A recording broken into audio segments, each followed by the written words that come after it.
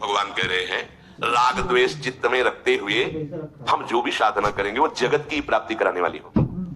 ये राग द्वेष ही जन्म मरण का हेतु है। इच्छा द्वेष समुत्थेन द्वंद्व मोहेन भारत सर्वभूतानि सम्मोहम, एक दो नहीं, सर्वभूतानि सम्मोहम सर्गे यान्ति परांतप। यही जन्म मरण को सब कुछ जबरदस्ती करा रहा है। कौन? इच्छा माने राग और उसका परिणाम प्रतिकूल होने पर द्वेष, यही सर्वभूतानि सम्मोहम।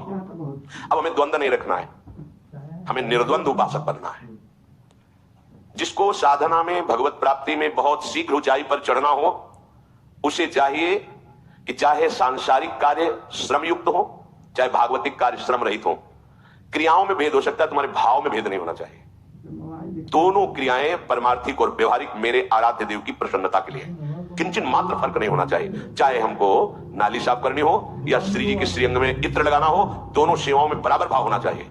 अगर उसमें भेद है ये तो आप सेवा जरूर कर रहे हो, लेकिन आप अनुकूलता का पोषण कर रहे हो, आप अपने मनोनुकूल बात कर रहे हो, आपकी राग वृत्ति का पोषण हो रहा है। उधर घृणा वृत्ति है, द्वेष वृत्ति है, त्याज्य वृत्ति है। नहीं, कोई भी सांसारिक कार्य कर रहे हो उसमें तुम्हारा भागवतिक भाव होना चाहिए। कोई भी परमार्थिक कार्य कर रहे हो उसमें आपका भागवतिक भाव तो है ही। अब जो सांसारिक कार्य भी भागवतिक हो गया तो द्वंद्व नाम खत्म हो गया।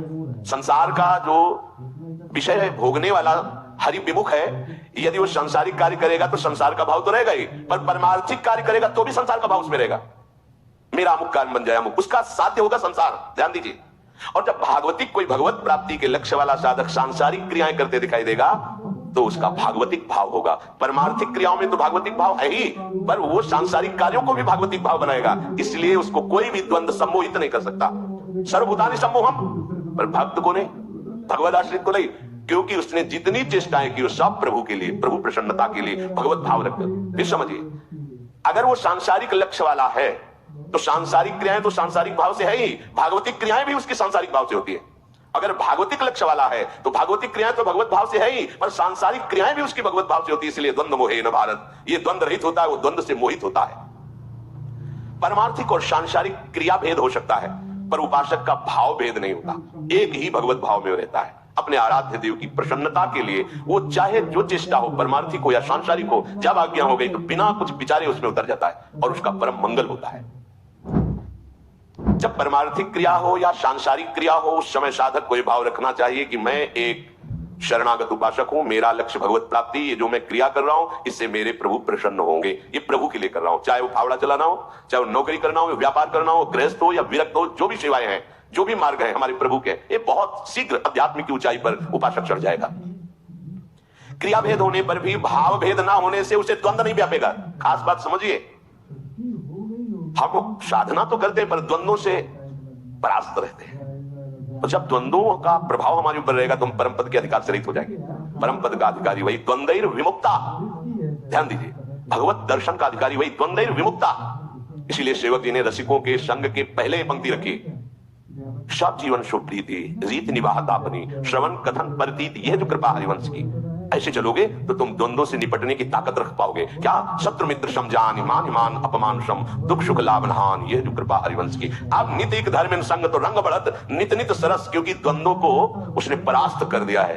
तो रंग बढ़त नित नित सरस, नित नित प्रेम अभंग, यह जो कृपा। बस इसी के बाद सीधे निर्गत नित्य विहार, पुलकित तन रोमावली, आनंद नयन सुधार, यह जो कृपा हरिवंश। खुली आंख से प्रिया प्रीतम की दिव्य लीलाओं का दर्शन उस उपासक को आचार्य गुरु कृपा से होता है। गुरु कृपा भोग शक्ति है।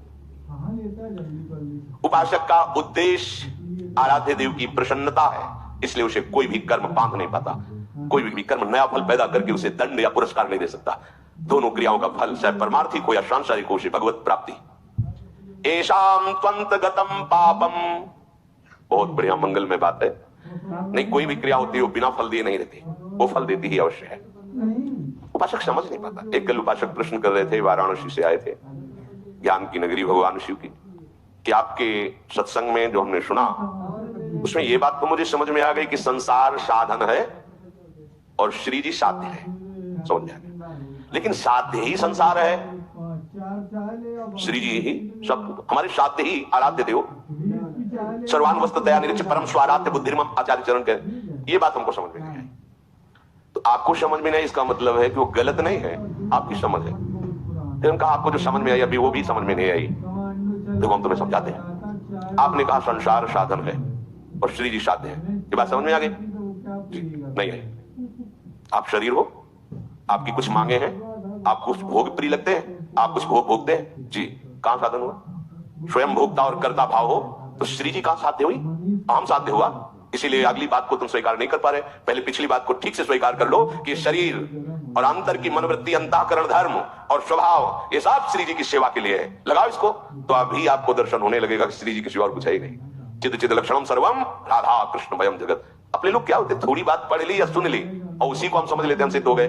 अनुभूति में जब तक वो बात नहीं आती है, अनुभव में। अब अनुभव कैसे? इसीलिए गुरु चरणों के समीप जब तक हम नहीं बैठते तब तक हमें पता नहीं चलता। जैसे देहाती भाषा में कहते हैं, ऊंट पहाड़ के नीचे जब तक नहीं आता तब तो अपने को बहुत बड़ा समझता है। हम लोग जब गुरुजनों के चरणों में बैठते हैं तो धिक्कार अंदर पैदा होता है, कैसा इनका भजन, कैसी, कहां मेरा जीवन, ऐसा। और जब हम ऐसे तो लगता है इनसे तो बहुत बढ़िया है, तो हमें क्या देखना है? आगे देखना है, पीछे लौट के नहीं देखना। हमें आगे अपने गुरुजनों को, महापुरुषों, कील ठोक दी गई मस्तक पर, आंख नहीं खुली आराध्य देव के ध्यान में ऐसे मन श्री कील देव जी महाराज। धर्म विरुद्धों ने मार्ग से हटाने की चेष्टा की, लेकिन वो तो ध्यानस्थ बैठे थे मार्ग में। तो आप बहुत नाटक कर रहा है, एक बड़ी सी कील लेकर के हथौड़े से उनके मस्तक पर ठोक दी। ऐसे ध्यानस्थ थे प्रिया प्रीतम के कि पूरी कील मस्तक में धस गई और आंख नहीं खुली। ये क्या जान पाओगे? अब इन महापुरुषों के भजन और ध्यान की बात सुनो तो अगर मच्छर कहीं बुनबुना जाए तो हमारा ध्यान भंग हो जाएगा, नहीं हो जाएगा? अगर मच्छर इतना जरा सा ऐसे करे तो ऐसे हो जाए, मसल देंगे उसको। ऐसा हमारा ध्यान है। और हम सर्वानुवस्थतया निरीक्ष का अनुभव करने के लिए निकले। पहले अपनी स्थिति को देखे और महापुरुषों से उपासना सीखे। ये बातें सुनकर समझ में नहीं आएंगी, चलकर समझ में आती है। ये केवल प्रवचन का विषय नहीं है, सुन लिया या सुना दिया, ये आचरण में लाकर वैसे चलो। जब चलोगे तो अगला कदम आपको स्पष्ट दिखाई देगा, उसके लिए प्रश्न करने की जरूरत नहीं। ध्यान रखना, परमार्थ का पथिक एक एक कदम आगे बढ़ता जाए, प्रश्न की जरूरत नहीं पड़ेगी। आगे का मार्ग खुद दिखाई देगा कि अगला कदम हमारा कहां पड़ रहा है, उसकी स्थिति क्या है। ये परमार्थ है, अध्यात्म है, कोई संसारिक मार्ग नहीं कि अंधेरा आगे रहेगा। दिव्य प्रकाश रहता है गुरु कृपा से। और अगला कदम जहां रखना होता है उस स्थिति